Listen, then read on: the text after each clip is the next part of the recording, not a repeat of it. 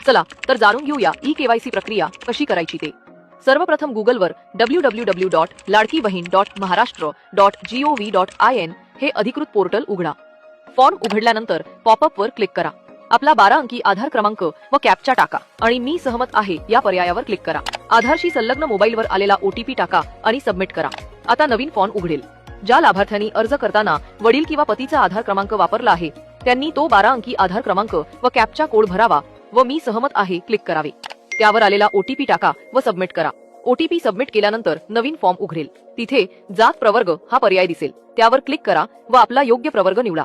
खाली क्रमांक 1 आणि 2 असे 2 पर्याय दिसतील। या पर्यायातील माहिती काळजीपूर्वक वाचा। योग्य पर्याय निवडा व सबमिट करा। सर्व माहिती अचूक व पूर्ण भरल्यानंतर डिक्लेरेशन फॉर्म दिसेल। यानंतर स्क्रीनवर आपली ई केवायसी प्रक्रिया यशस्वीपणे पूर्ण झाली असा संदेश दिसेल। अंतिम सूचना, प्रत्येक लाभार्थ्याला फक्त एकदाच ई केवायसी प्रक्रिया करण्याची संधी आहे, त्यामुळे सर्व माहिती बारकाईने व अचूक भरा।